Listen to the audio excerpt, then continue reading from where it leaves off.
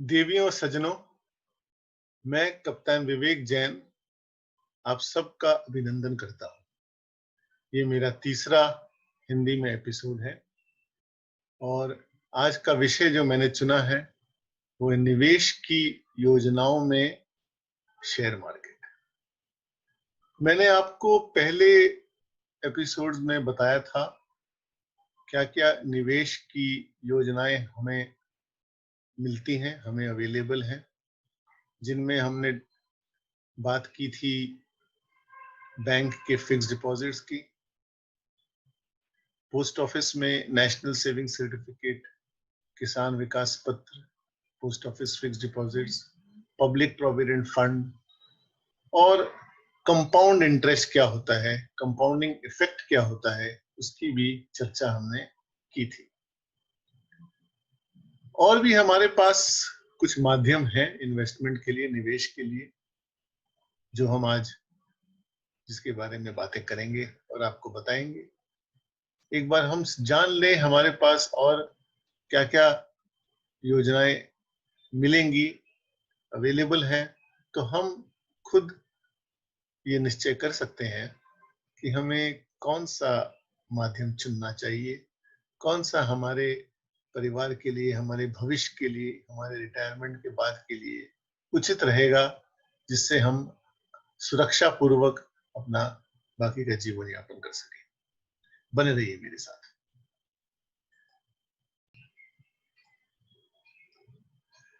साथियों, जैसा मैंने बताया था, कंपाउंड इंटरेस्ट एक बहुत ही मजेदार चीज है। एल्बर्ट आइंस्टाइन का नाम आपने सुना होगा, बहुत मशहूर फिजिसिस्ट रह चुके हैं और उन्होंने, जो कि फाइनेंस उनका क्षेत्र नहीं भी है, जब इसके बारे में जाना तो उन्होंने बताया और उन्होंने अपने विचार प्रकट किए कि कंपाउंड इंटरेस्ट इस दुनिया का 8वां वंडर है। एग्जाम्पल अगर आप ध्यान से सुने तो मैं बताऊंगा। अगर आप 1 लाख रुपया निवेश करते हैं बैंक में या किसी भी अन्य संस्था में, जो आपको 10% कंपाउंड इंटरेस्ट देगा हर साल, यानी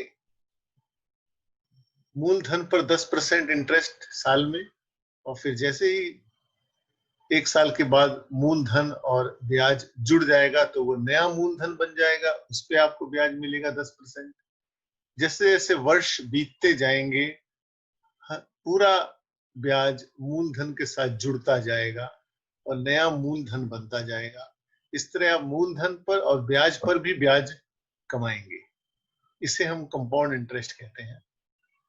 32 साल तक अगर ऐसा चले, 10% कंपाउंड इंटरेस्ट आपको मिलता रहे, तो आपका 1 लाख रुपया हर साल आप इन्वेस्ट करें। ये भी सोचिएगा, ये हर साल निवेश कर रहे हैं रिकरिंग डिपॉजिट में, यानी 32 साल में आपने 1-1 लाख रुपया निवेश किया, तो 32 सालों में वो 32 लाख हो गया। और 32 साल के बाद जब आप उस रुपए को विड्रॉ करेंगे तो आपको जान के बड़ा अचंभा होगा कि वो 2 करोड़ रुपया बन चुका होगा। यानी कि कोई भी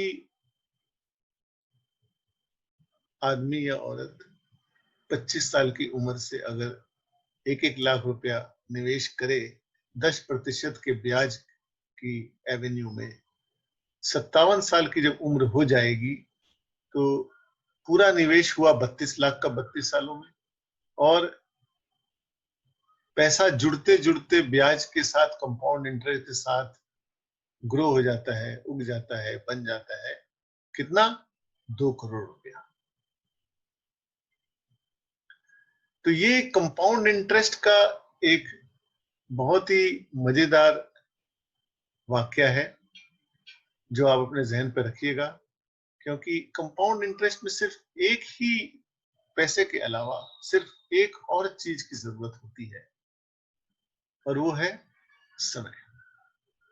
समय आपको देना होगा, तब कंपाउंड इंटरेस्ट अपना काम करेगा।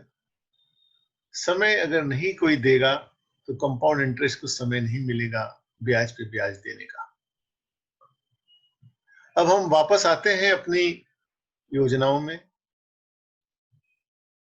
गोल्ड सिल्वर, जिसे हम बुलियन भी कहते हैं, सोना या चांदी, ये भी निवेश का एक बहुत ही पॉपुलर माध्यम है।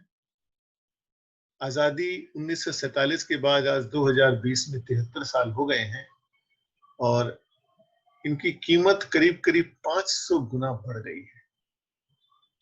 कंपाउंड इंटरेस्ट में ये इसकी दर आती है 9% प्रति साल। लेकिन इस माध्यम में जो भी कमाई होगी वो टैक्सेबल है, उसमें इनकम टैक्स लगेगा। प्लस उसमें इसके अलावा कुछ और भी चीजें हैं, जैसे बड़े नियम कानून हैं कि आप कहाँ से खरीदेंगे, कैसे खरीदेंगे, किसको बेचेंगे, इसे कहाँ रखेंगे, चोरी ना हो जाए, आसानी से बिक जाएगा क्या, और आपने कहीं से सोना चांदी लिया, आपने अगर उसके पास नहीं बेचा, किसी और के पास बेचा, तो वो उसकी प्योरिटी को शक करेगा क्या। ये कुछ चीजें हैं, कुछ इश्यूज हैं जो हमें आज भी देखने को मिलती हैं। और इसके अलावा जब तक आप उसे बेचेंगे नहीं, चाहे आप उसे 5 साल रखें या 10 साल रखें या 15 साल रखें, वो आपको और कोई पैसा या प्रॉफिट नहीं देगा। बेचने के बाद ही आपको उसकी कीमत मिलेगी। सोने में वैसे गवर्नमेंट ने एक खास चीज की है जिसमें आप उसे डीमैट फॉर्म में खरीद सकते हैं। ईटीएफ, डीमैट ईटीएफ बोलते हैं उसे, जिसमें आपको सोना किसी ज्वेलर के पास जाके या सुनार के पास जाके खरीदने की जरूरत नहीं है। आप उसे बैंक के माध्यम से, गवर्नमेंट के रेगुलेशन के माध्यम से खरीद सकते हैं डीमैट फॉर्म में, और बेच भी सकते हैं। उसमें प्योरिटी का, चोरी की कोई गड़बड़ी नहीं हो सकती। चांदी में अभी ये सुविधा नहीं हुई है, शायद थोड़े दिनों के बाद हो जाए। सोने में या चांदी में, जैसा मैंने बताया, बीच में आपको कोई इनकम नहीं होगी, डिविडेंड इसमें नहीं मिलता है। लेकिन जब आप इसे बेचेंगे तो आपको जो भी उसका उस समय दाम होगा, कीमत होगी, वो आपको मिलेगा, जिसे हम कैपिटल एप्रिसिएशन बोल सकते हैं। अगली योजना है साथियों रियल एस्टेट, यानी प्रॉपर्टी, जमीन या फ्लैट या कोई और प्रॉपर्टी या कोई दुकान। इसमें काफी पैसे की जरूरत पड़ती है और इसमें मिडिल क्लास लोगों के लिए बहुत आसान नहीं होता। तो बहुत धनी लोग हैं उनके लिए शायद थोड़ा आसान हो, और जो उतने धनी नहीं हैं उनके लिए उतना आसान नहीं है। इसमें शायद लोन भी लेना पड़ता है, बैंक से भी लोन मिल जाता है, लेकिन वो लोन लेने पर प्रॉपर्टी तो आपकी हो जाएगी, लेकिन उसकी फिर लोन की ईएमआई पेमेंट हर महीने ब्याज के साथ करना पड़ेगा। और मासिक आय का एक विशेष पार्ट, एक विशेष मेजर पोर्शन इसको देने में निकल सकता है। और रियल एस्टेट में प्रॉफिट बहुत जल्दी नहीं मिलता, कभी कभी मिल भी जाता है, लेकिन ज्यादातर इसमें काफी सालों तक इंतजार करना पड़ता है, तब इसमें प्रॉफिट आता है। फिर इसमें गवर्नमेंट के काफी रेगुलेशंस हैं, काफी रूल्स हैं, काफी नियम कानून है, इनकम टैक्स के भी कानून है। प्रॉपर्टी की केयर करनी पड़ती है, उसको मेंटेन करना पड़ता है, उसकी सिक्योरिटी के लिए, या कि कोई और उस पर दखल न करे, उसके लिए भी आंखें और निगाहें रखनी पड़ती है, और उस पर भी एक खर्च हो सकता है। आखिर में साथियों ये समझिए कि रियल एस्टेट तभी आपको प्रॉफिट देगा जब आप उसे बेचेंगे, और जब आप उसे रखेंगे, चाहे कितने ही सालों तक रखें, वो भी आपको सोने चांदी की तरह बीच में कोई प्रॉफिट या इनकम नहीं देगा। और अगर आप उसे रेंट पर चढ़ाएंगे कि हो सकता है रेंट पे देने से मुझे कुछ इनकम मिले, तो उसमें नियम कानून बहुत फॉलो करने पड़ेंगे, क्योंकि इसमें कुछ रिस्क भी है। कई बार आपने टेनेंट को दिया, आपको रेंट मिल रहा है, लेकिन अब बहुत सालों के बाद कई बार टेनेंट नहीं जाना चाहता, नहीं छोड़ना चाहता उस प्रॉपर्टी को, फिर आपको उसे छुड़ाने के लिए कोर्ट के चक्कर लगाने पड़ सकते हैं। ऐसा देखा गया है कई बार, और हमारे इस तरह के स्थिति में कोर्ट्स में इसमें समय बहुत लग जाता है। इसके अलावा जो रेंटल इनकम मिलेगी, वो भी देखा गया है बहुत अधिक तो नहीं है, 3 या 4% मार्केट वैल्यू जो उस प्रॉपर्टी की होती है, करीब करीब उतना ही मिल पाता है। फिर हम अभी आते हैं एग्रीकल्चर इनकम में। जो हमारे किसान भाई एग्रीकल्चर में चीजें उगाते हैं हमारे लिए खाने पीने की मेहनत करके, ये बहुत अच्छा एक एवेन्यू है, बहुत अच्छी योजना है। इसमें गवर्नमेंट की तरफ से भी काफी अच्छे नियम कानून है। इनकम टैक्स तो इसमें लगता ही नहीं, निल इनकम टैक्स है बिल्कुल। लेकिन इसके लिए हमें जमीन खरीदना पड़ेगा, एग्रीकल्चर के लिए मशीनें खरीदनी पड़ेगी, इक्विपमेंट खरीदने पड़ेंगे, मटेरियल खरीदना पड़ेगा, एक पूरा इंफ्रास्ट्रक्चर बनाना पड़ेगा। फिर हमें मालूमात भी होनी चाहिए, एक्सपीरियंस होना चाहिए। ये या तो हम सीख सकते हैं या हमारे बड़े लोगों ने हमें सिखाया है। तो इसके अलावा इसमें प्लानिंग, मेंटेनेंस की जरूरत है। जो चीज आप उगाएंगे उसे कैसे मार्केट में बेचें, उसकी भी मालूमात होनी चाहिए। और लाइफस्टाइल भी आपको डिफरेंट, एक अलग सा लाइफस्टाइल आपको सहना पड़ेगा।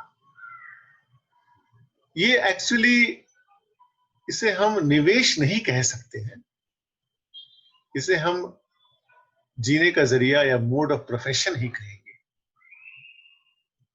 लेकिन मैंने इसको बताया है कि इन्वेस्टमेंट के तौर पे भी आप इसे एक विचार कर सकते हैं। तो इन सारी योजनाओं के बाद आखिर में मैं आपको ये शेयर मार्केट की योजना के बारे में बताना चाहूंगा। Share market, Indian stock market, जिसमें हम निवेश कर सकते हैं, ये अपने में एक बहुत ही बड़ा सब्जेक्ट है और इसे समझना बहुत जरूरी है। इसमें बहुत सारे इंफॉर्मेशन ऐसे हैं, कुछ अच्छे हैं, कुछ ऐसे हैं जो नहीं अगर जाने तो उससे हमको नुकसान भी लग सकता है। लेकिन इन सब के बावजूद मैं आपको ये कहना चाहूंगा कि ये एक ऐसा एवेन्यू है, एक ऐसी योजना है जो कि बहुत ही अच्छी है अगर इसे सीख लिया जाए और इसे बहुत बुद्धिमानी से किया जाए। इसमें एक इनकम के अलावा आप कैपिटल एप्रिसिएशन मिल सकता है आपको, शॉर्ट टर्म में, मीडियम टर्म में, लॉन्ग टर्म में आपको ये बहुत अच्छी तरह से प्रॉफिट दे सकता है। ये आज हमारे देश में बहुत ही प्रैक्टिकल तरीके से पॉसिबल है। इसके प्रोसीजर भी बहुत सिंपल है, बहुत आसान है। बैंकों के जरिए, कंप्यूटर हो आपके पास घर में, उसके जरिए, किसी भी ब्रोकर्स के जरिए आप इसमें निवेश कर सकते हैं। इसमें कैपिटल एप्रिसिएशन मिल सकता है, अच्छा मिल सकता है, और बीच बीच में भी आपको जब भी पैसे की जरूरत हो, कोई भी अपने परिवार के खर्चे के लिए आप निकाल सकते हैं। ऐसा नहीं कि आपके पास जितने शेयर हैं सारे आपको बेचने पड़ेंगे, आप थोड़े से भी बेच सकते हैं। और इसमें बीच-बीच में शेयर्स में, कंपनी के शेयर्स में डिविडेंड भी मिलता है। तो ये सब चीजें मैं आपको बहुत स्टेप बाय स्टेप समझाऊंगा अपने तरीके से, आहिस्ते-आहिस्ते, जिससे आप इसे पूरी तरह से समझ सकें, ग्रास्प कर सकें और फिर आप डिसाइड कर पाएँ, चुन पाएँ कि ये माध्यम मेरे लिए ठीक है कि नहीं। हालाँकि मेरा ऐसा मानना है कि अगर आप इसे सीख जाएँगे, सीख लेंगे और सीखना एकदम पॉसिबल है हम सब के लिए, तो ये एक बहुत ही सुंदर माध्यम है, जिसमें हम अपना धन, अपनी सेविंग्स निवेश कर सकते हैं।